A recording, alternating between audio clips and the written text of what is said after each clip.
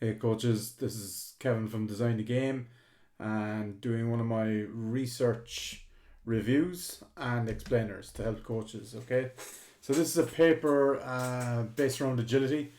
Light based reaction speed does not predict field based reactive agility in soccer players. Okay, Broderick and Scala were the two authors. The aim of this commentary for me is to provide some context and information for the coaches and athletes on agility. Okay, so many people will have money taken from them under the pretense of developing agility, when in fact it might be, at best, improving change of direction. Okay, or it might just be unnecessary load to get you better at tests at the other end of the cycle. I'm not here to take apart the research per se, just to explain it. The researchers may well be trying to make some of the points I am, and in fact they are to a certain degree. Although I do think the genesis of this, of the thinking of what agility is, and the comparisons are flawed, right? So the whole concept of this approach to looking at agility is flawed, and these authors have taken a flawed approach, in my opinion, as well. Okay, so what the aim of the study was the aim to examine the relationship between laboratory-based tests, which was a sports vision test they used, and field-based test, which was a reactive agility test, RAT, psychomotor reactive speed tests among soccer players. The study sought to determine whether these tests measure similar aspects of psychomotor functioning and to address the gap in research comparing these tests. The findings aimed to inform future research on the applications of both these tests while assisting practitioners in assessing reactive agility performance.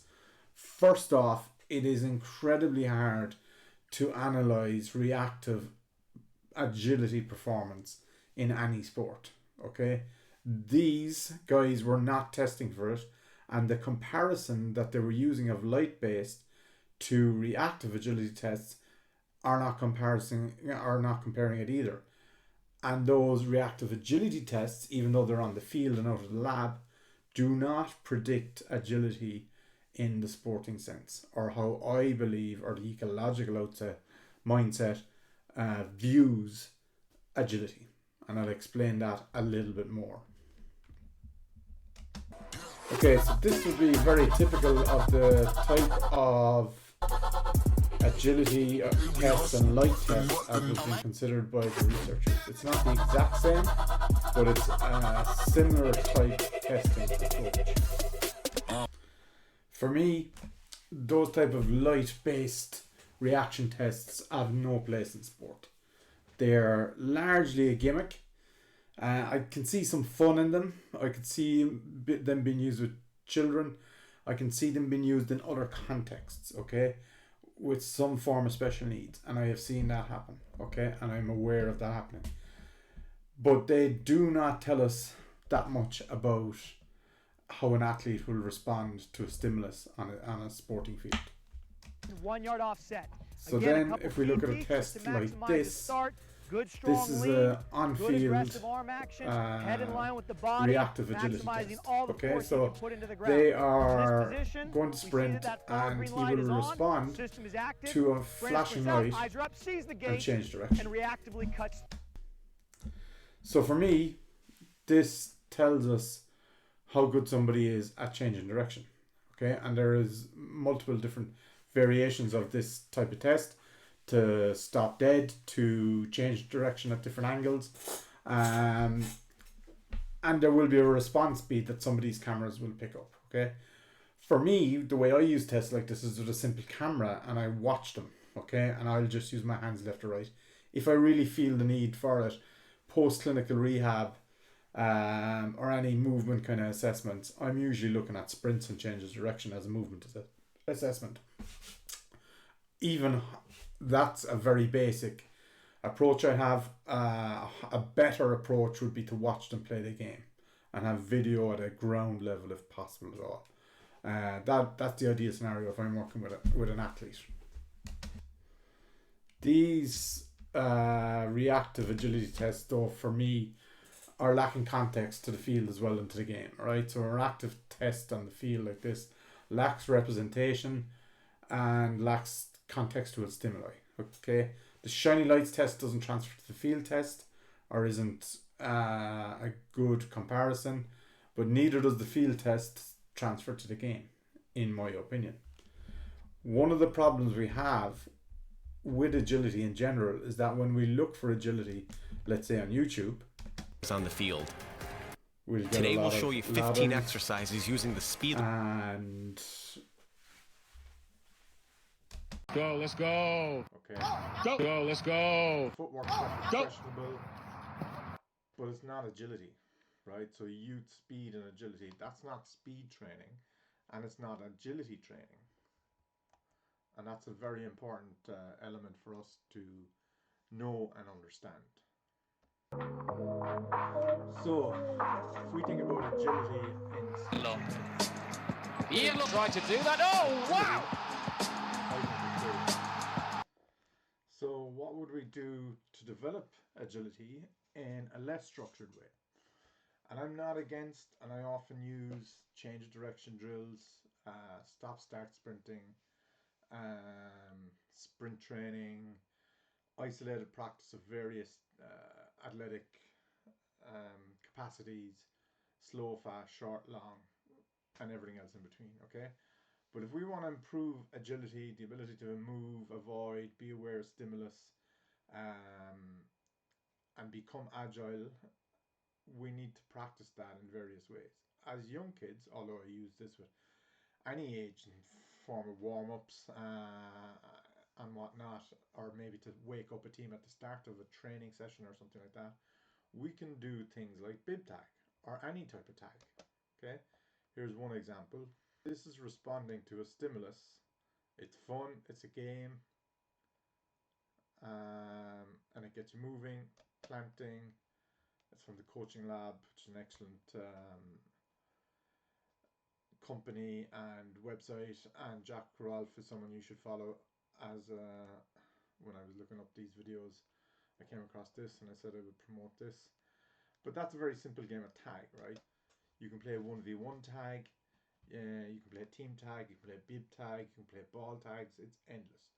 Do the research, and this is why I'm doing this video, is that when you go looking at videos on YouTube or wherever, be careful of what you're looking for, because if you go looking for agility, it'll give you a lot of videos that look cool and are easy to set up, but are not going to improve agility. Okay, they're going to improve change of direction. So if you want to develop more sport specific skills that involve a lot of agility, right, then you should play the sport in smaller games. Okay, so this is 1v1 with tag game. Okay, moving into 1v1s, 2v2s, 3v3, 4v4, and maybe split them up with full-sided games, or whatever your training theme or session is about. Okay, but that's where you're going to build specific agility for the sport, picking up on the cues that are actually involved in the game. Okay, and that's a critical part of building agility. That is specific to you and specific to the sport. The game should improve your agility. Being a multi-sport athlete should improve agility. You don't train agility for soccer, or right? You get agile from playing the game, and this is a massively important point. Okay, and that's why multi-sport athletes tend to be a little bit better decision makers. I'll talk about my own primary sports. At least I'm involved in a number of different sports, but as a head coach is Gaelic football. Okay, and let's say donor sports that I think are most suited to them, where I see the players that come from it are the most tactically aware, in particular tactically, right? And there's different physical developments as well. Is number one soccer, number two basketball. Okay, so tactically and awareness and principles of play are part of those games, and a bit more of a deeper level than Gaelic football. The reasons I believe is both are more street sports. Both have smaller numbers, both are more worldwide, so there's more people thinking about it, and a number of different other reasons, right? Soccer develops aerobic endurance, basketball develops a slightly more kind of higher heart rate endurance, let's say, right? So they have great benefits, but they transfer because there's multiple types of agility involved and you're playing the games and you have to move in different ways. And those movement skills develop a more rounded athlete, which makes them a better soccer player or basketballer or Gaelic footballer or whatever your sport is. Okay, so the ecological dynamics way of looking at agility is agility in team sports is understood not as a fixed physical trait, but as an emergent behavior arising from a continuous interaction between the athlete, the task, and the environment. Okay, so if you want to get more agile to play soccer, you're going to have to play something that looks very like soccer. So the tasks are going to have to be soccer tasks, and the environment is going to have to be soccer-like. Okay, so looking at these 1v1, 2v2, pretty like the game. Okay, not exactly like the game. The spaces might be reasonably similar, right? And often 1v1s, 2v2s, 3v3s are done in spaces so that at least the spacing is relatively similar to the type of spacing you get in a game. Key concepts from an ecological point of view are perception, action, coupling. Okay, we got to perceive to act, we got to act to perceive, right? Agility is driven by the athlete's ability to perceive the relevant information. So an opponent, the ball trajectory, the wind, the teammates' space. I would go back to bots again, ball opposition, teammate space, and act on it then in real time. Okay, that's crucial, right?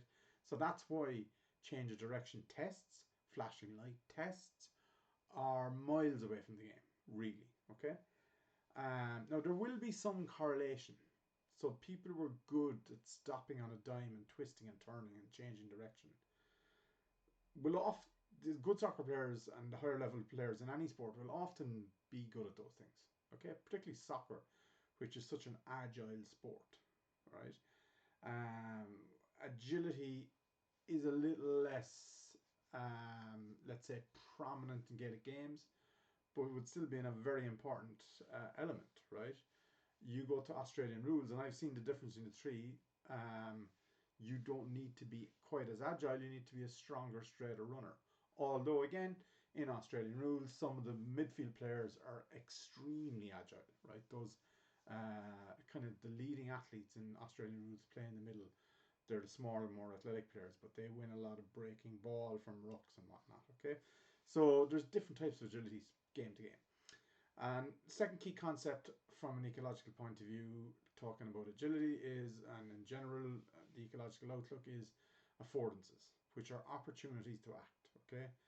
The space to cut, a gap to sprint through, right? A famous saying that I heard before, I'm not sure where it came from, but although I heard it from Mark O'Sullivan, is where Xavi sees a pass, Messi sees a gap. We can be presented with very similar opportunities to act. That's what affordances are. But my skills and my perception and my experience and my genetic abilities and my speed versus skill versus size versus strength will look at it differently to my teammates. So Messi looked at it as an opportunity to break through the gap. Xavi, who was an exceptional passer and had great vision, etc., would look to put somebody through. Okay, so agility emerges when athletes exploit these affordances effectively.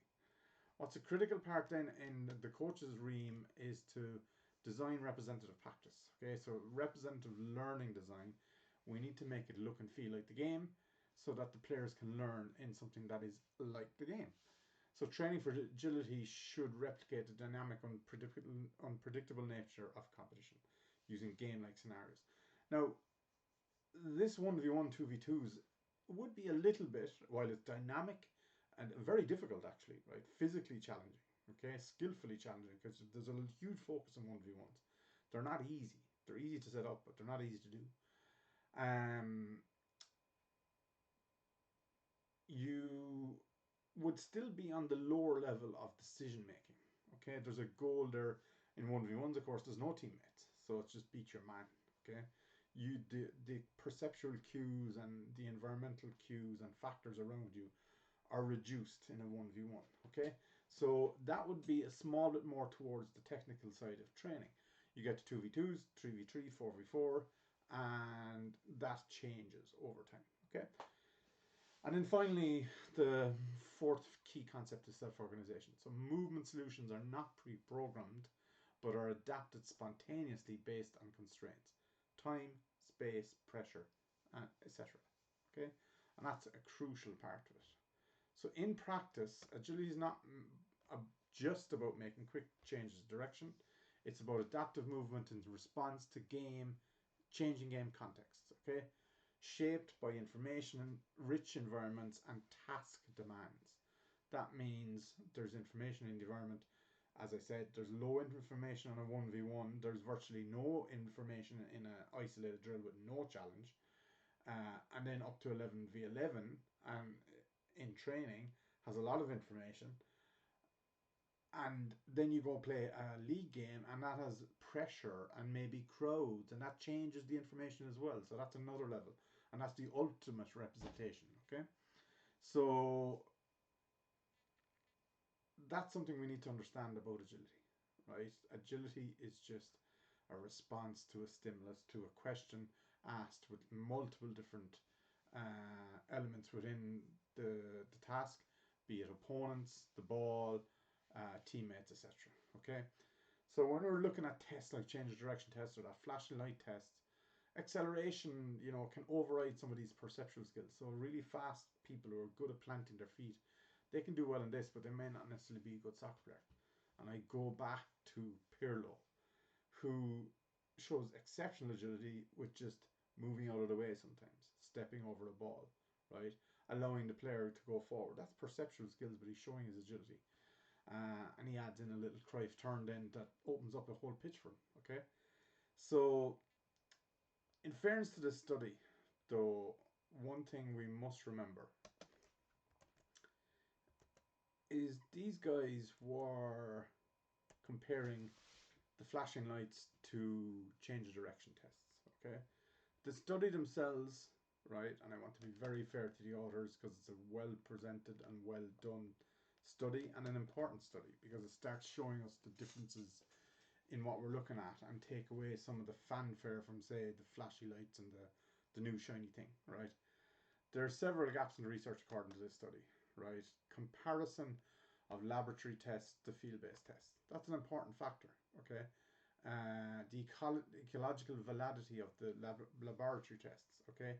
In the lab, the study explores the limited ecological validity of light-based reaction tests, emphasizing the need for assessments that incorporate sport-specific stimuli and contextual elements to better stimulate real-world game scenarios, okay?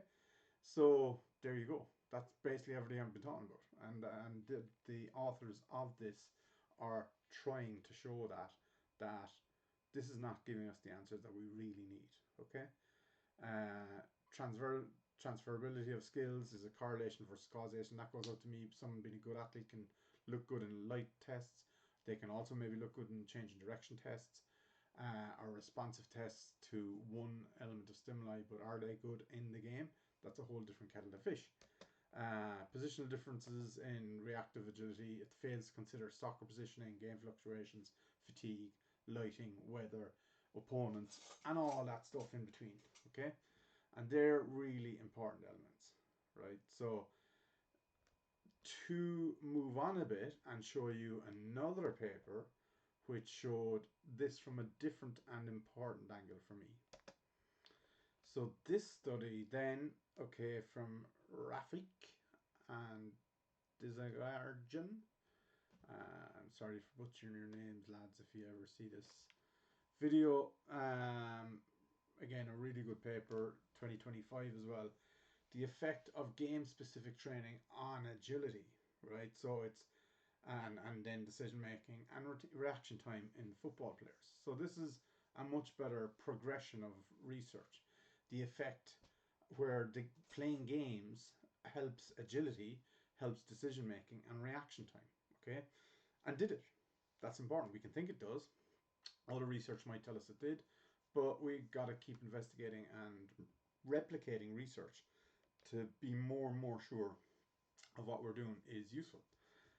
So the investigation group participated in 3 weekly sessions, focusing on agility drills with unpredictable changes, small-sided games for tactical decision-making, and reaction drills, right, for visual. The control group engaged in general fitness and technical drills without cognitive or reactive elements. So fairly straightforward. Difference between that, there was a drills approach with general fitness training versus a group of players who played small-sided games as well. Okay, so the testing and the results showed they did the Illinois agility test, a decision-making evaluation, and a computerized reaction time test. So the investigation group, which is the group that was doing the new training or the change up, the investigation group showed significant improvements in agility, so decreased time, right, to make movements, decision-making accuracy, increased percentage of positive decisions made, and reaction time, so decreased milliseconds.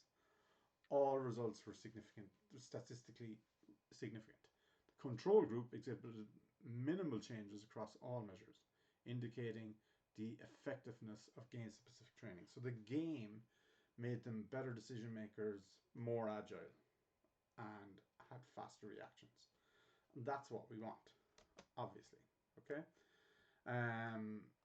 The study concluded that game-specific training significantly enhances agility, decision-making, and reaction time in footballers.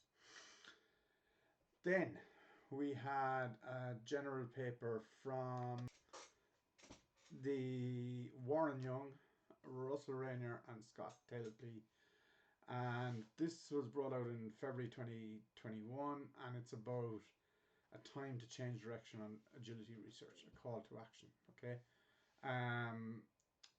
And basically what they came to the conclusion was, and what they were proposing was, anticipation, scanning, awareness, reactions are all deeply embedded in the perception action concept. Okay, so this is really important, that you need to have an environment that's going to make you make decisions constantly that are related to the game. You're going to have to perceive what's going on in the practice, which is going to help and transfer in time to playing the actual game. The skill of the coach then is to build that up from the different levels to make it suitable for the players, where they're at, what age it is, what skill level, what technical, tactical level, etc., etc. Okay, to make the representative training useful. And there is a lot of stuff about anticipation, awareness, scanning. In football and soccer in particular, scanning is one of the most misused terms and words that I see in soccer coaching. I hear and have seen soccer coaches roaring from the sidelines, scan, scan, scan, and this really isn't useful. Okay, so what you need to do is create games that ask for someone to be aware, that ask for a bit of scanning. Okay, and some of the ways we can do that, and I'm going to show you a couple of Gaelic football examples. So this coming up here is another tag version, right? So this might be a way to warm up, right? So I'm going to give you a couple of examples on how we might go through a certain practice. This is a basic 1v1 agility using a bit of ball. Double scores for ball carrier.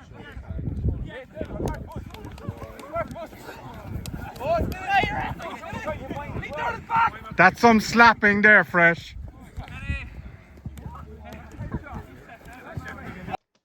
This then is a kick-out game, right? A small-sided kick-out game.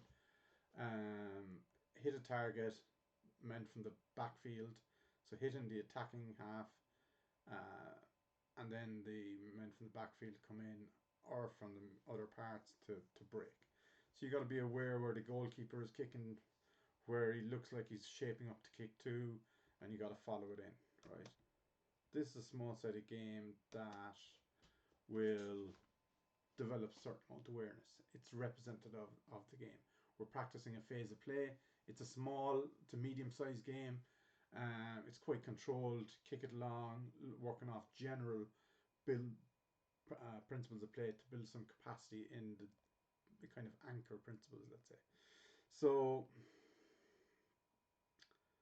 we will then, this is what I call the IX game, and this is a really good game for scanning and awareness, right? And there's loads and loads of games like this, but this is a 5v3 in the middle to the yellow and whites, and the green bib teams have the 3, and they have 2 wide men. Okay, so you could have goalkeepers, you could have an end zone, you could have double goals either side, double goals at one side, one goal at one side, whatever. The 3 in the middle are obviously overloaded, but then they have the players on the outside. That's going to help them to observe, to scan, to play the ball wide, which is a safe place in this game, right? So when they get the ball, they're going to learn to look up. They're going to learn to pivot, to be supportive. Usually at the start when I played this practice, you find that the team underloaded in the middle do much better. Small bit of focus. If they get the ball, they really tend to control it. Okay, and you 5v3, play 4 minutes with one team have the advantage in the middle, and the 3 have the 2 wingers, and then you switch it around, and it's fairly simple. But those kind of games will develop their perception, their awareness, their ability to scan, and there's a million different types of games that you can use. But what is important is the information in the game, say having the wingers or not, having the overloads, right? So there's another part that how will the team with the 5 use their overloads and those advantages? There's a skill to that, right? So we're always thinking and making decisions in the game without being over specific in our instruction or our tactical approaches, even though these are micro tactical decisions that the players are practicing here, that we hope that these motor behaviours will become embedded over time. Little table here, summary of strong research-based conclusions, isolated change of direction tests. Do they include decision making? No. Correlate with game performance? It's weak. Ecological validity? No. Training transfer? Very limited. Reactive agility tests. These guys are claiming that it's yes, strong, high, and effective. It's closer, I would argue, against all of those. For me, so if we look here, summary of strong research-based conclusions, they're comparing the isolated change of direction tests from a number of different research papers to the reactive agility tests, right? So fair enough, in that comparison,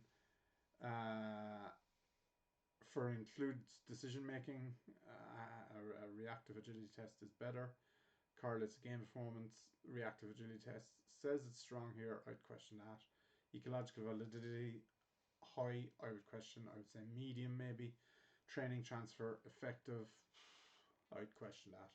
I've so many years looking at guys who can perform agility tests or changes of direction or any of the athletic kind of assessments or tests that we do to a high level, and then they make really poor decisions on the field and don't respond to cues and don't perceive the game very well. Okay, so the game is the ultimate teacher, right? It's not the only teacher.